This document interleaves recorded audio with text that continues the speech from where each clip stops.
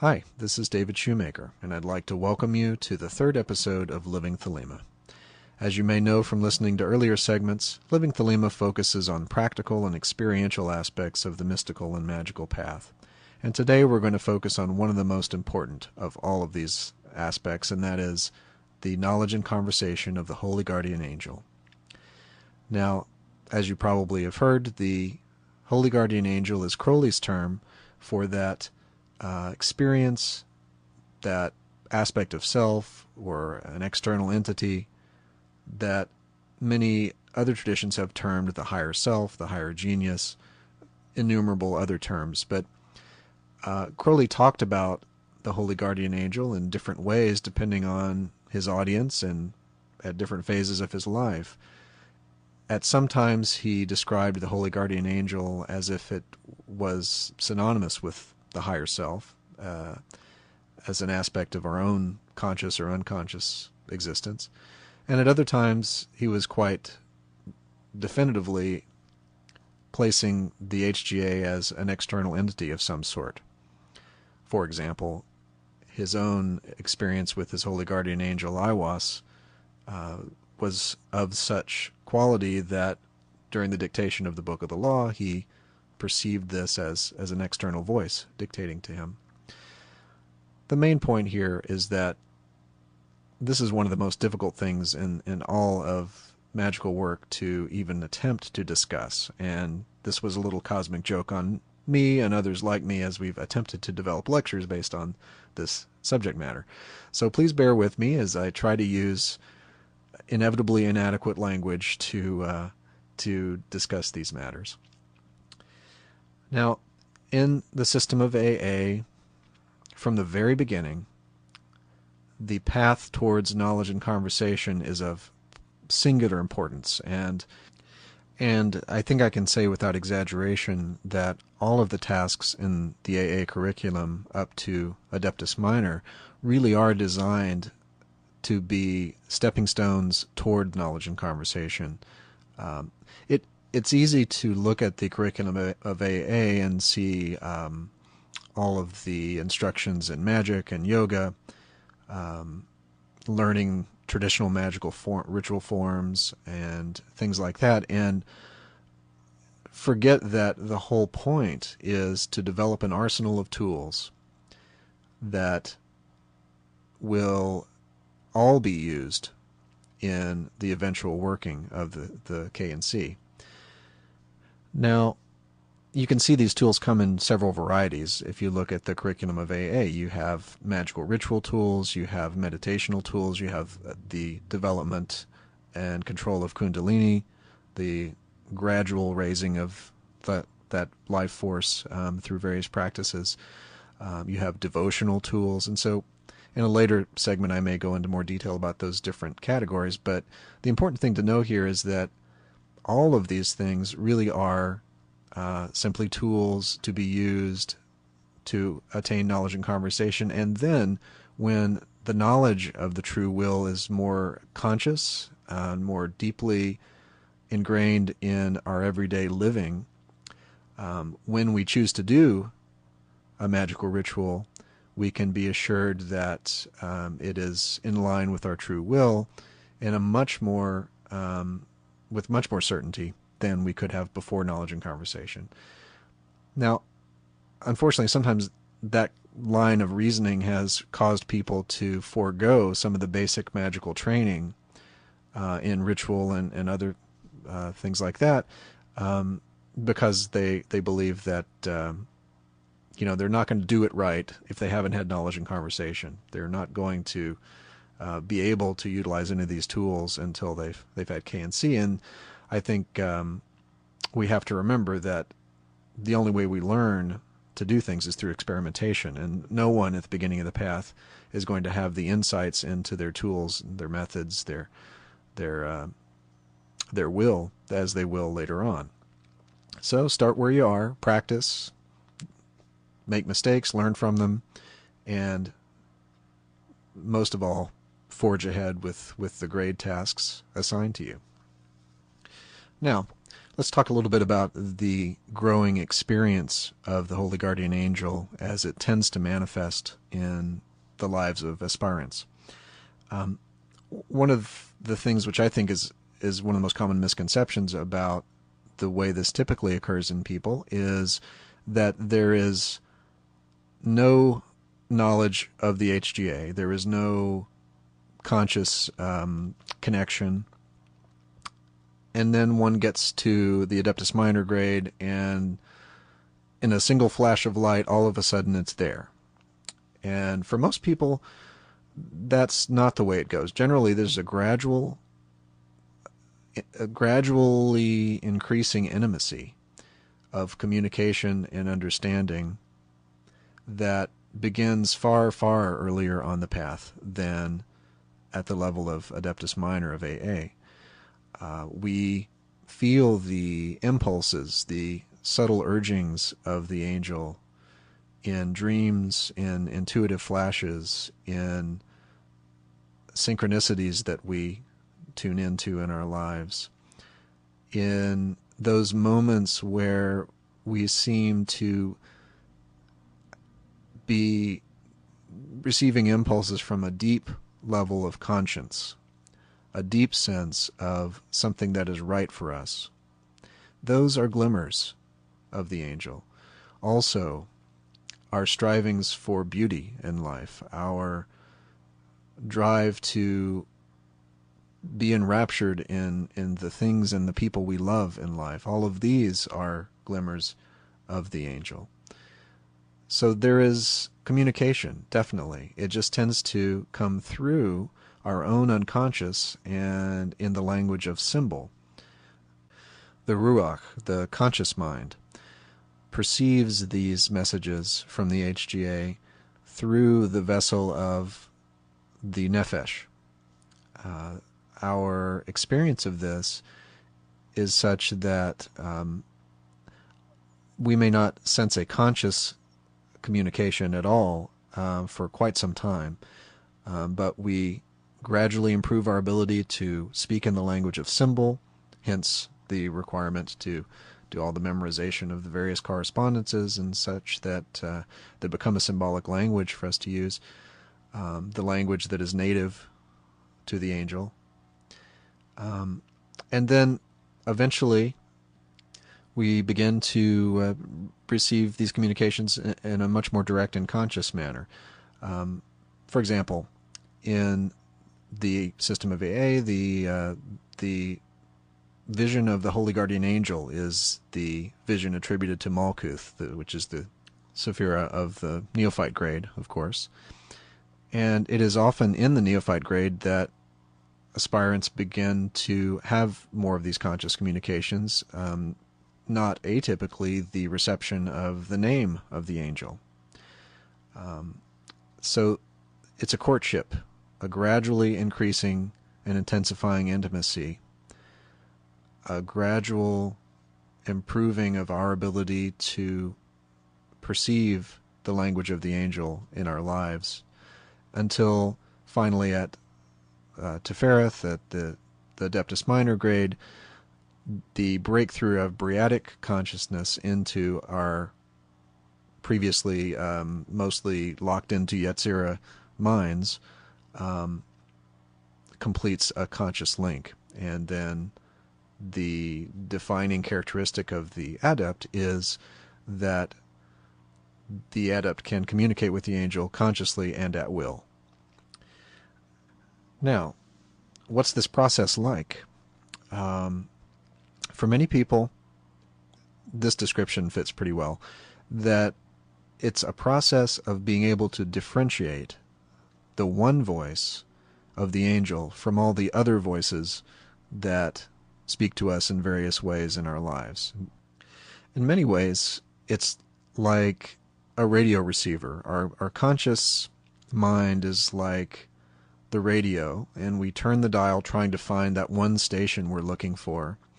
And in the pre-adept stage of the work, we're sweeping the dial. We're going all around looking for that station, and occasionally we'll move past it and get a little snippet of a voice, but then we have trouble finding the station again. So the overall process is very much akin to this, I think. You're searching for the ability to really tune into that station and keep it there.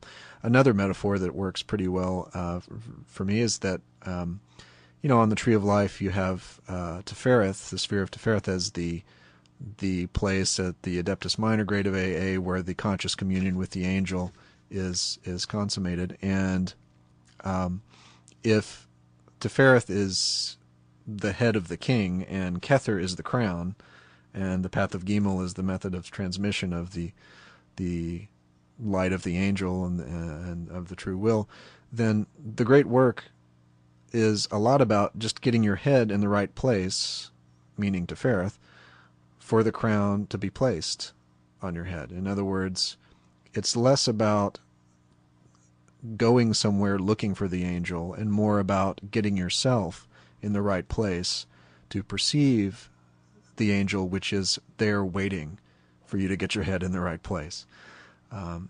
This is a bit of what Crowley's getting at when he says that beautiful line about to await thee was the end and not the beginning.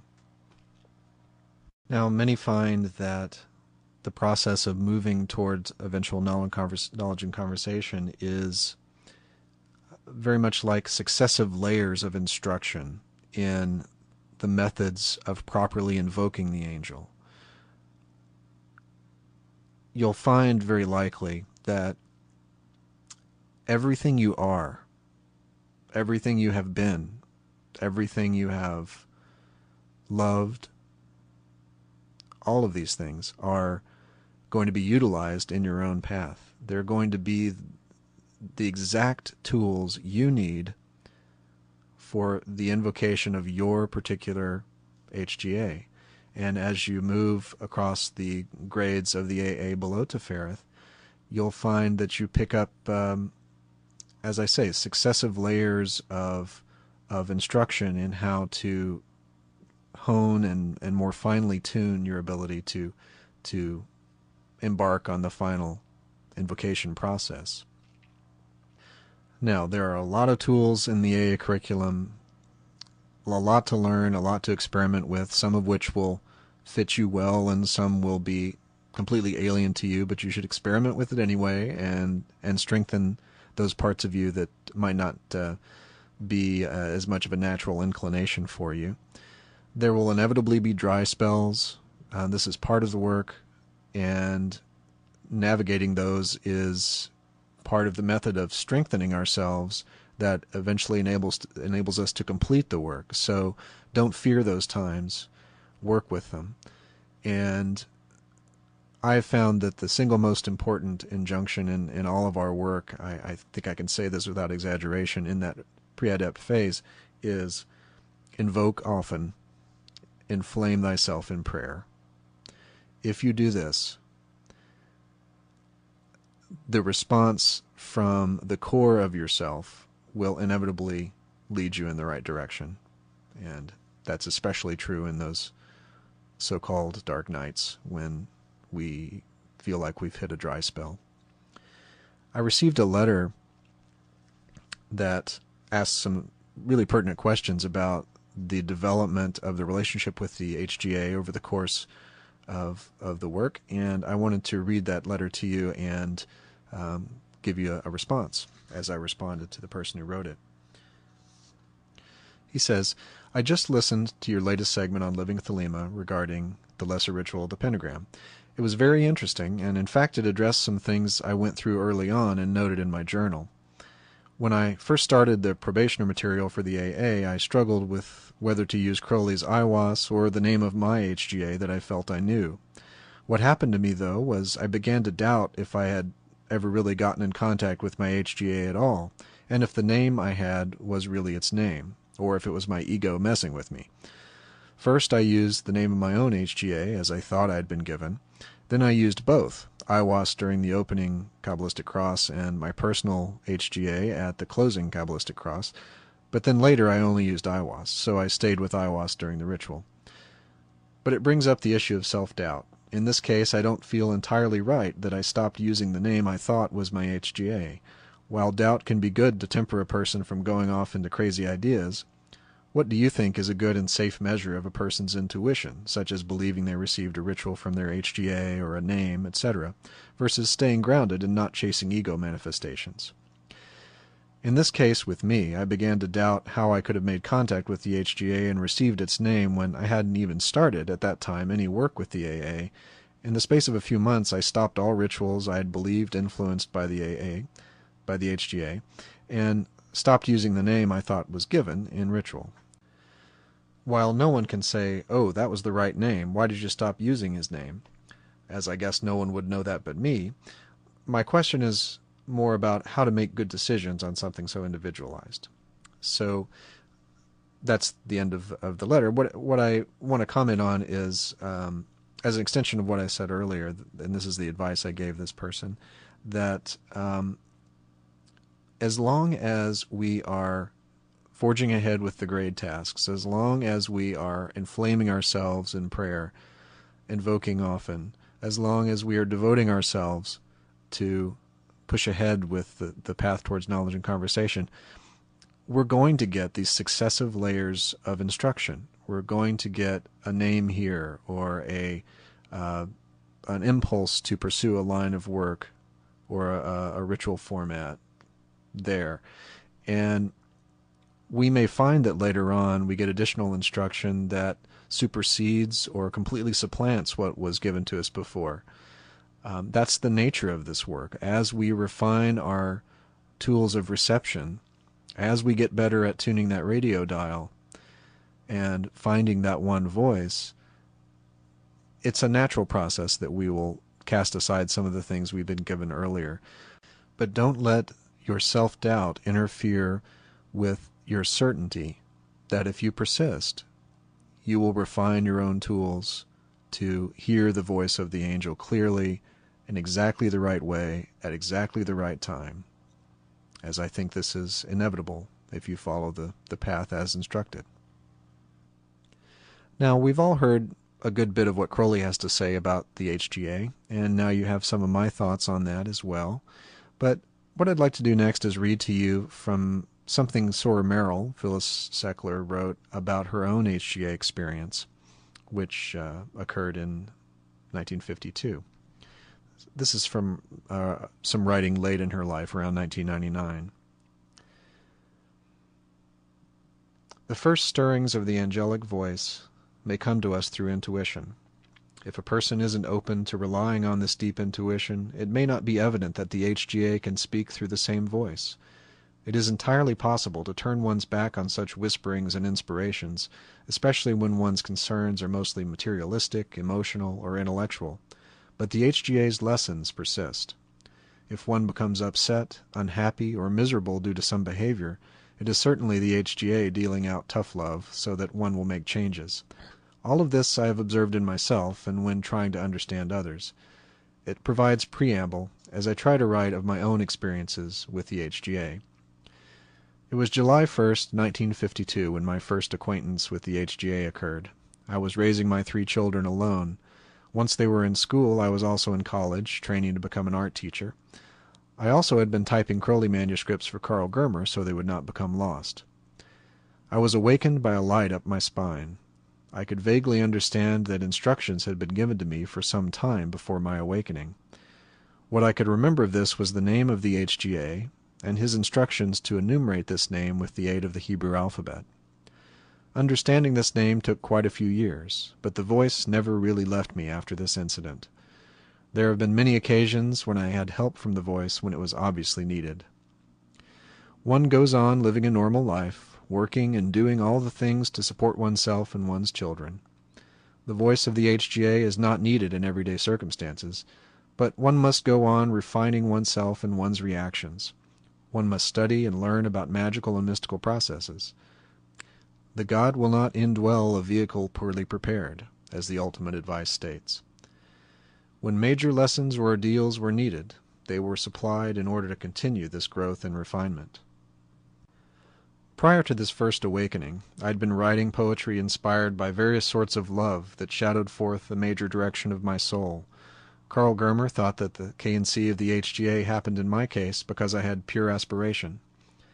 The event of the night, which I only too plainly described above, left me with such awe that I could scarcely speak of it without an inner trembling. It was 6 months before I could even write of it to Carl, yet he knew from the tenor of my letters that this event surely must have happened. Now, having read that from Sora Merrill, I thought it would be fun and interesting to read you the letter that Carl Germer sent in response to some of the letters Phyllis was writing to him around this time, including one written to him on the day of her HGA experience, although going into a lot less detail than what I just read to you. In a letter dated July 7th, 1952, he wrote to Phyllis, "Dear child, your questions go to the bottom of one of the deepest problems that has puzzled and tortured all initiated men and women from time immemorial, as you could find out from reading the records of the saints, men or women, the great men of genius, and so forth. I suppose it is the conflict with being human with the body of flesh, and the fact that you have risen to or above to Fereth, where the voice of the secret guide is gradually taking over and begins to speak to your soul. The 20th Aether, I think it is, initiates this phase. I am a very poor teacher along these lines. I had this experience in 1927. But I am so dull and dumb, have you seen my horoscope? If not, I'll send you the main data, with so much earth weighing it down, that I paid no attention to the guide and its voice until, let me say, 1947 or 1948. This may sound unbelievable to you, but then my case may be different. My connection with AC, the man, was so close and intimate that I all the time thought that the impulses came from the man AC, and thinking so, I obstructed. The moment the man died, the interpretation changed. Do not follow me. Obstruction to the impulses and the voice has become second nature to me through so many years, and I may have suffered for this obstruction badly, very badly, and made my life miserable without need. Learn to follow the voice instantly, without questioning unduly. Did I quote that old saying of mystics, Perinde ac cadaver? If not, I repeat it and explain. The idea is that once one has heard the voice of the HGA, one must learn to follow instantly, even to the perishing of the cadaver, which is the mere body, and the rational mind which reasons against it. I believe this is the hardest lesson to learn. I shall be happy if I can make one human's life happier for teaching a lesson, which I have too much failed to learn. As you progress in the typing of Liber 418, you will discover that the HGA grows ever more and more. In other words, the path is unending. Your views and your understanding at this moment will not be the same as years hence. Do not think for one moment that A.C.'s conceptions about this problem were the same when he was 50 as at 70. Strive ever to more, and if thou art truly mine, etc. All you can do is to remain in the intimacy of your HGA, train your finer senses and your soul to receive ever finer and subtler impulses. Sometimes they appear or may appear atrocious as you grow. Never mind. Your HGA looks farther ahead than mortal can. The only danger is that there are other beings in this invisible universe who are sent to test or thwart your true path. That is where constant inflaming yourself in prayer is so important, by the method that your HGA will indicate you. Yes, one is alone in this task, it seems, as long as one does not fully realize the intimacy with one's constant companion. See Liber 65, Chapter 1. There was a maiden, and therein she forgot her sighing and her loneliness. That particular verse, in that form, may apply to a special case, but it is universal in the general way. Now, I hope you enjoyed some of these readings. I think it's instructive to look back over what many of the luminaries of Thelema post-Crowley have written about the HGA and related experiences, and I may read more of this sort of thing in future segments. But this brings this segment on the HGA to a close. As always, if you have any questions, comments, or other feedback, I encourage you to send me emails at the email address that you can find on the podcast blog, and you can always retrieve that email through my website at livingthelema.com. So I hope this has been entertaining and useful to you, and I look forward to talking to you next time. Thanks to Dr. David Shoemaker for that installment of Living Thelema.